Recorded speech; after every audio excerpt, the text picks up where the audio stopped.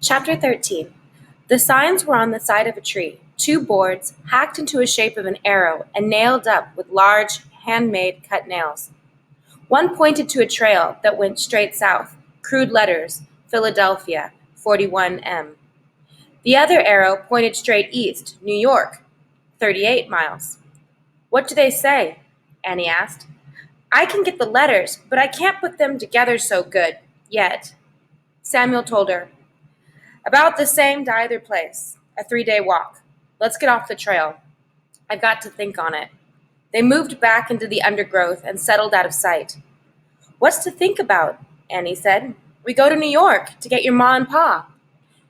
She did not realize what she said, but Samuel heard the hour.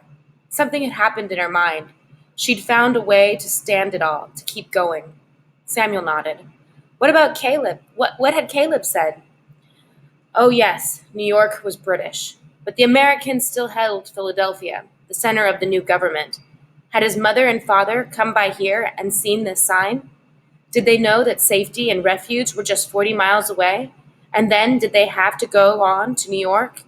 He shook his head. I ought to take you into Philadelphia where it's safe and find a place for you. No, I ain't gonna leave you. You're the only family I have. It won't help to leave me someplace because I'll just run and follow you, no matter what you say. We're going to find our folks. That's all there is to it. We're going to find New York. What I was going to say, together, was that it would take too long to go down there and come back, 6 or 7 days.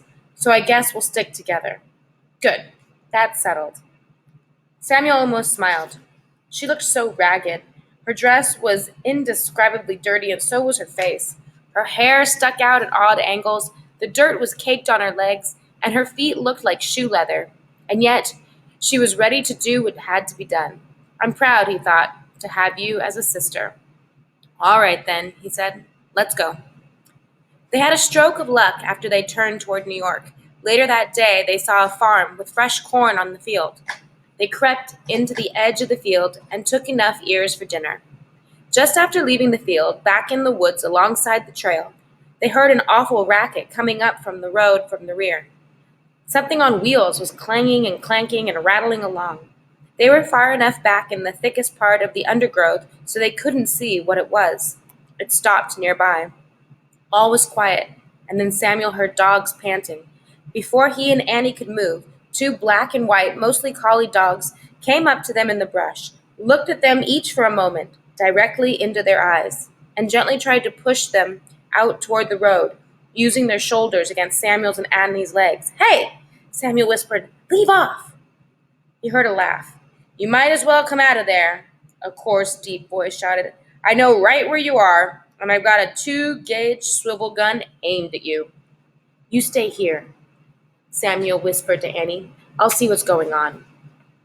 But no, she was not going to stay, and they both stood and walked out of the brush, the collies nudging them along.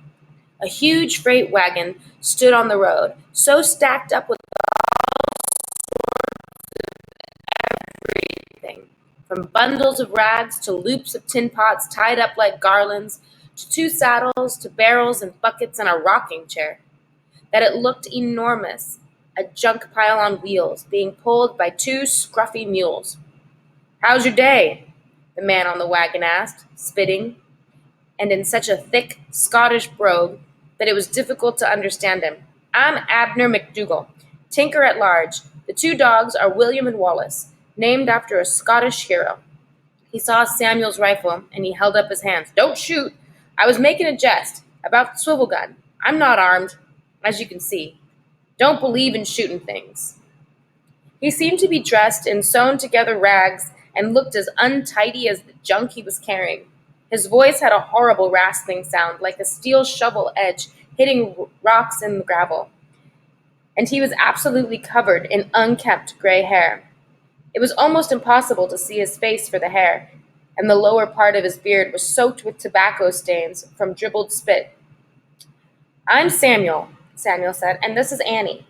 Abner nodded and then looked at the dogs. which had moved in front of the mules and were peering down the trail in the direction of New York. "Get in the back of the wagon," Abner said. "What?"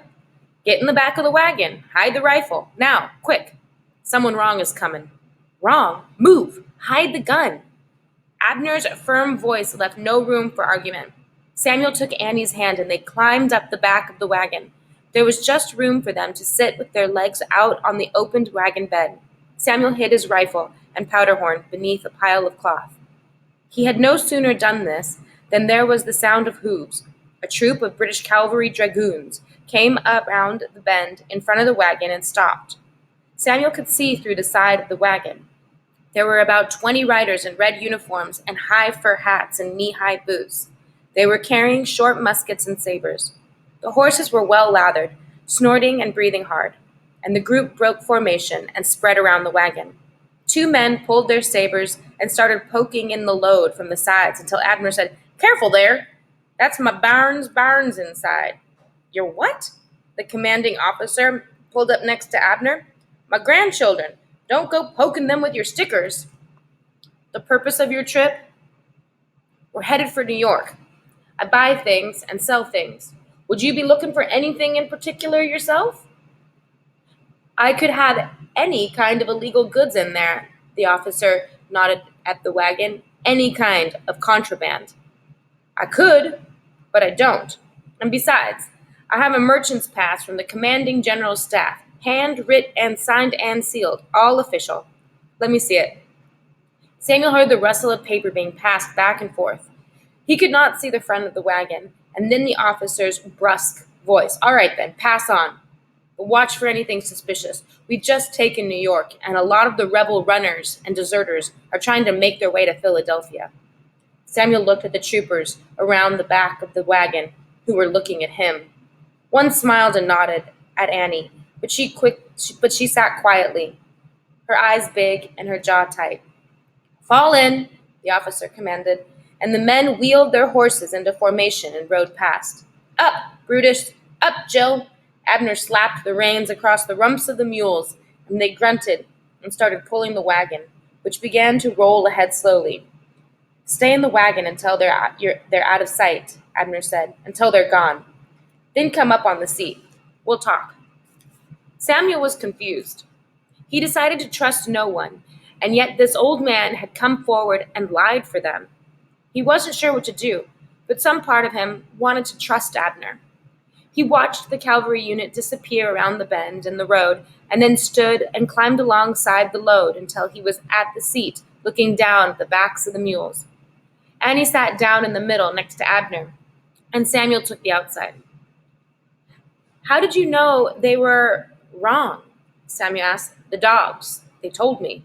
"The dogs told you," Annie scoffed. "I didn't hear nothing." "That's because you don't know how to listen. It's in the way they stand, how their ears set, the hair on their back. If you know the dogs and they know you, they will tell you what to expect." "How did you know we might think the British soldiers were bad?" Abner slapped the reins on the mules. "Pick it up, pick it up! How could I think otherwise? Somebody comes down the trail and you hide in the bushes. This is largely a British road. You come out carrying a gun at the ready." He laughed. "It's hard to think you'd act that way with a friend." "We don't like the British," Annie said suddenly. "They're all bad, every damn one of them." They both stared at her. "They killed our folks, our family." Her voice cracked. "And I miss them. I miss my ma and my pa. I even miss the red chicken that pecked my toes." She started crying, leaning against Samuel. "I think," Abner said, "you'd better tell me what happened." And to Samuel's complete surprise, he took a deep breath and did just that. New York City. New York was the main city where prisoners of the British troops were held. By the end of 1776, there were over 5,000 prisoners in New York, and since the population of the city was only 75,000, more than 20% of the people within city limits were captives. At that time, there was only one prison in New York, so the British held their prisoners in warehouse buildings or on Royal Navy ships anchored in the harbor. Although these ships were built to hold 350 sailors, the British kept over 1,000 prisoners at a time on board. The only latrines were buckets. which soon became full and spilled into the prisoners' sleeping quarters. Disease was rampant. At first, an average of 5 or 6 prisoners died on these ships every